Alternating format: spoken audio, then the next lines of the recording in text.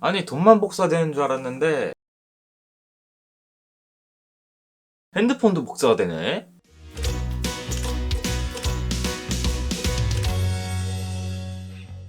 안녕하세요, 연디입니다. 이번에는 평소와 조금 다른 특별한 영상을 준비했습니다. 바로 다양한 테크 소식들을 모아 전달하는 테크 핫이슈. 이번 4월에는 어떤 재밌는 소식들이 있는지 한번 알아볼까요?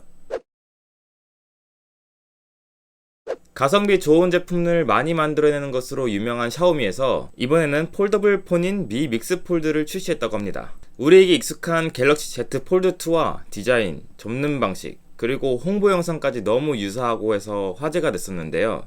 미 믹스 폴드의 스펙은 어떨까요? 외부 디스플레이는 6.52인치의 27:9 아몰레드 패널, 90Hz의 주사율을 가지고 있고, 내부 디스플레이는 8.01인치의 4:3 비율, OLED 패널, 60Hz의 주사율을 가지고 있습니다. 카메라는 샤오미가 자체 개발한 칩셋인 서지 C1을 탑재했다고 하는데, 여기서 특이한 점은 액체 렌즈로 구성된 트리플 카메라가 달려있다는 것인데요. 액체 렌즈는 투명한 액체를 가진 필름으로 렌즈와 같은 구조를 만들어 하나의 렌즈로 접사와 망원 카메라의 역할을 모두 소화할 수 있는 기술이라고 합니다. 이 액체 렌즈를 사용한 후면 카메라는 1억 800만 화소, 123도 시야각을 지원하는 1300만 화소 초광각 카메라, 800만 화소의 3배 광학 줌, 30배 하이브리드 줌, 그리고 약간 유사 현미경 기능을 하는 3cm 접사 카메라를 탑재했다고 하네요. 색상은 블랙과 세라믹 스페셜 에디션 두 가지로 출시했고, 가격은 12기가 램, 256 스토리지의 모델이 172만원, 16기가 램, 512 스토리지의 모델이 224만원이라고 하네요.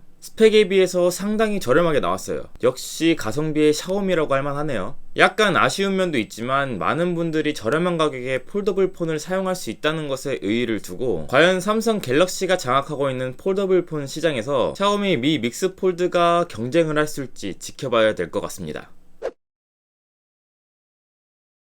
3월 출시 예정이었던 아이패드 프로 5세대가 아직까지 소식이 없는 것으로 보아 4월 중에 출시될 것이라는 의견이 다수인데요. 이번 아이패드 프로 5세대의 스펙을 한번 예측을 해보자면, 디자인으로는 4세대와 비교해서 큰 차이점은 없을 것이라고 예상하는데, 칩셋과 디스플레이는 업그레이드가 될 수 있다고 하네요. 디스플레이는 LCD에서 미니 LED 혹은 OLED 같은 단가가 비싼 패널로 변경이 될 것으로 보아 가격이 조금 더 오를 수 있을 것 같기도 합니다. 또한 요즘 애플에서 밀고 있는 M1 프로세서를 탑재할 수도 있다는 의견과, M1 프로세서가 맥을 위한 칩이기 때문에 M1 프로세서를 개조한 A14X 프로세서를 탑재할 수도 있다는 의견이 있습니다. 그리고 아이패드에서 빼놓을 수 없는 애플 펜슬, 새로운 애플 펜슬 3세대에 펜슬 촉 업그레이드와 분리가 되어 있는 사진이 나온 것으로 봐서 교체가 가능한 다양한 팁이 나오지 않을까 기대해봅니다. 크기는 4세대와 동일한 11인치, 12.9인치로 출시 예정이며, 기존에 계속 사용하던 C타입 대신 썬더볼트 포트가 탑재될 가능성도 있다고 하네요. 4세대에서는 구매 욕구를 확 당길 만한 매력 포인트가 없었는데, 이번 5세대에서는 그런 부분들이 많이 개선돼서 나오길 간절히 기대해봅니다.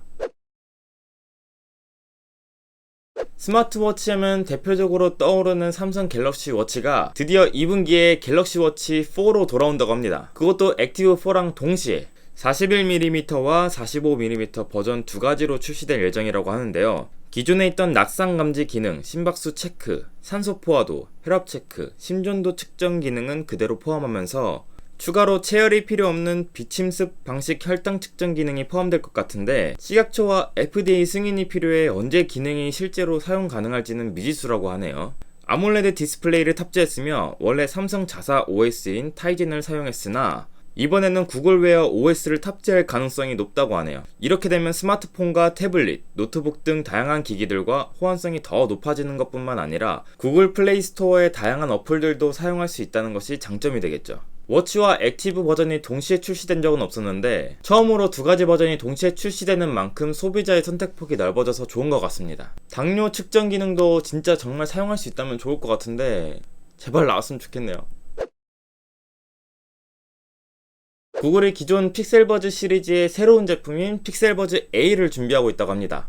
사이즈는 길이 27mm, 폭 20mm, 두께 15mm로 외관은 지난해 출시한 픽셀버즈 2와 비슷하다고 하는데 검은색과 흰색이 들어간 지난 버전과는 달리 이번에는 올컬러 디자인으로 화이트, 그린으로 출시할 예정이라고 합니다. 세부적인 스펙과 가격은 아직 알려진 바가 없지만 A가 들어간 것으로 봐서 $179, 한화로 약 20만원이었던 이전 버전보다는 조금 낮은 스펙에 저렴한 가격일 수도 있겠네요. 그래도 구글의 음성인식 서비스인 어시스턴트나 터치 컨트롤 등은 이전 버전과 마찬가지로 동일하게 적용될 수 있다는 의견이 있어요. 스펙과 가격이 공개되어야 알겠지만 현재 유출된 사실로는 기존 버전의 보급형 느낌이 좀 강한데 그래도 올컬러 디자인이라는 게 마음에 드네요.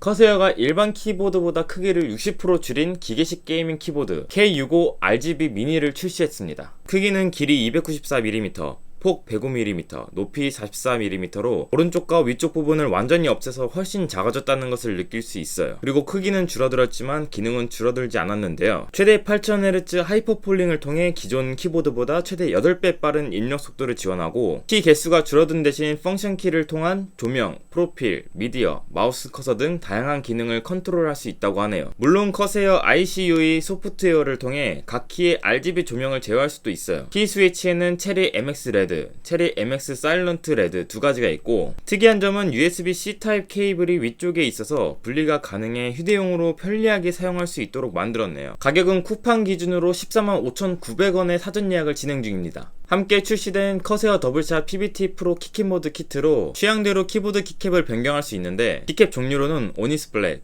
아틱 화이트, 엘가토 블루, 오리진 레드, 로그 핑크, 그리고 민트 그린이 있습니다. 제가 텐키리스 영상을 다룬 적이 있는데 텐키리스 유저로서 지금보다 더 작은 키보드라 굉장히 매력적입니다. 디자인도 이뻐서 한번 구매해서 사용을 해보고 싶은데 지금보다 책상 활용도가 더 올라갈 듯 합니다. 유튜브가 트위터 공식 계정을 통해 3월 31일 유튜브 화면에 싫어요 숫자를 표시하지 않는 디자인을 테스트 중이라고 발표했습니다. 시청자 피드백이 유튜브에 있어서 중요한 부분이지만 싫어요 숫자는 크리에이터들의 정신건강에 영향을 끼칠 수 있다는 것과 싫어요 누르기 테러 등과 같은 부작용을 우려하여 실험을 하게 되었다고 하네요.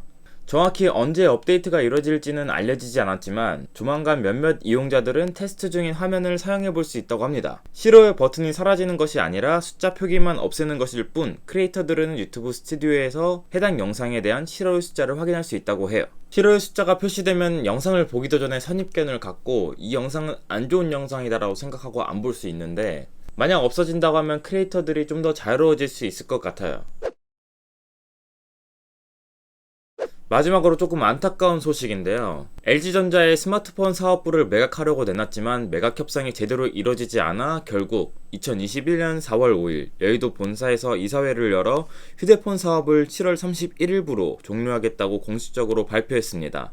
24개 분기 연속 적자, 5조 원대의 적자를 기록했다고 하는데 타격이 너무 컸나 봅니다. 사실상 이전에 롤러블 스마트폰을 계획했던 것도 함께 무산되었다고 볼 수 있네요. 하지만 롤러블 관련 개발은 지속될 예정이고 롤러블 TV도 해외 시장에 출격한다고 합니다. 다행히도 기존 LG 스마트폰 이용자에게 사업 종료 이후에도 서비스는 계속 제공할 예정이라고 합니다. 휴대폰 사업에서 손을 떼지만 관련 기술 개발에는 지속적으로 진행한다고 하니 이게 어떤 방향으로 흘러갈지는 모르지만 앞으로 LG전자의 행보를 지켜봐야겠네요. 그리고 철수를 결정한 LG전자가 사라진 후에는 국내 시장에 삼성 스마트폰만 남아서 소비자에게 어떤 영향을 줄지도 지켜봐야겠습니다. 어떻게든 버텨보려고 다양한 시도도 하고 새로운 폰도 출시했지만 다 실패.